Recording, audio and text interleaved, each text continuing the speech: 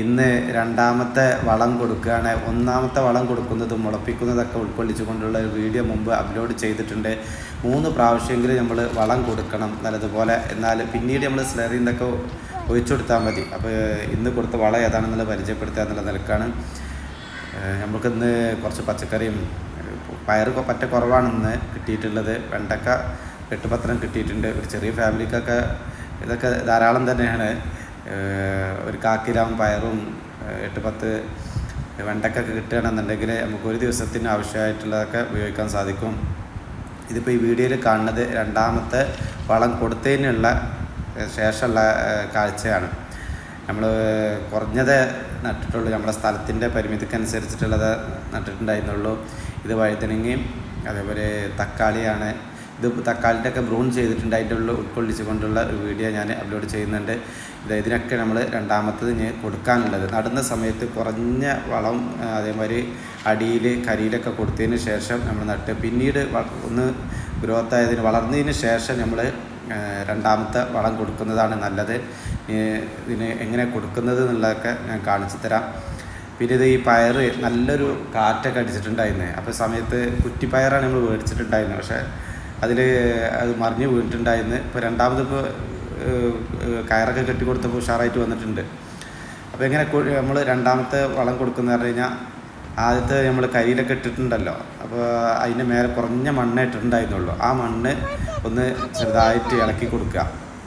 പിന്നെ തക്കാളിൻ്റെ ഒക്കെ നമ്മൾ എത്രക്ക് മണ്ണ് ഇടണോ അവിടെയൊക്കെ വേര് പിടിച്ചിക്കാണ്ട ഈ കാരം. അപ്പോൾ അതൊക്കെ ഒന്ന് ശ്രദ്ധിക്കുക.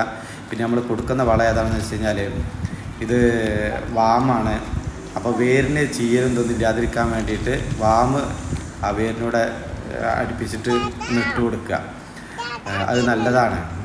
കരുത്തായിട്ട് നമുക്ക് വളർന്ന് കിട്ടാൻ അത് ഉപകരിക്കും. പിന്നീട് നമ്മൾ രണ്ടാമത് നമ്മൾ വളമായിട്ട് കൊടുക്കുന്നത് അപ്ടെക്കിൻ്റെ ആണ്. അപ്ടെക്കിൻ്റെ പ്ലസ് എന്ന് പറഞ്ഞൊരു വളമുണ്ട്. അത് അതിലെല്ലാം അടങ്ങിയിട്ടുണ്ട്. എല്ലുപൊടി, വേപ്പും പിണ്ണാക്ക്, കടലപ്പിണ്ണാക്ക്, അതേപോലെ 2-3 ഐറ്റംസും കൂടിയും അടങ്ങിയിട്ടുണ്ട്. അതിൻ്റെ പേരെന്താണെന്ന് ഓർമ്മയില്ല. അത് നമ്മളൊരു കുറച്ച് ഇട്ട് കൊടുത്താൽ മതി. ഞാൻ 2-3 പ്രാവശ്യം എന്ന് പറഞ്ഞു കഴിഞ്ഞാൽ കുറഞ്ഞത് എടുക്കണുള്ളൂ. അതുകൊണ്ടാണ് 2-3 പ്രാവശ്യമൊക്കെ ആവുന്നത്. ഒരു പിടി 1.5 പിടി ഒരു ഇതിന് ഇട്ട് കൊടുത്ത് കഴിഞ്ഞാൽ തന്നെ അത്യാവശ്യത്തിനാവും. എന്നിട്ട് ഇങ്ങനെ ഇളക്കി കൊടുക്കുക. പിന്നെ ഇത് നമ്മൾ എന്താണ് കമ്പോസ്റ്റ് ആക്കിയതാണ്. പച്ചക്കറി വേസ്റ്റ് അതേപോലെ തന്നെ ഇലകൾ, ചെടികൾ, ഇതൊക്കെ ഉണ്ടല്ലോ, നമ്മളെ ചീമക്കൊന്ന, അതേപോലെ തൊടുവിലുണ്ടായിരുന്ന പുല്ലുകൾ, ഇതെല്ലാം കൊണ്ടും നമ്മൾ കമ്പോസ്റ്റ് ആക്കിയതായിരുന്നു. അത് ഇതിന് മേലെയും ഇട്ട് കൊടുക്കുക. ഇതൊക്കെ വേഗം താവിട്ടത് ഈ കാണുന്ന ഇതിൽ കുറച്ച് ദിവസം കഴിഞ്ഞ് കഴിഞ്ഞാൽ ഇതൊന്നും കൂടി അടിയിക്ക് താവും. അപ്പോൾ നമ്മൾ 3ാമത്തെ വളം ആ സമയത്ത് നമ്മൾ ചെയ്തു കൊടുക്കുകയാണെന്നുണ്ടെങ്കിൽ നല്ല കരുത്തായിട്ട് വളരുന്നതാണ്.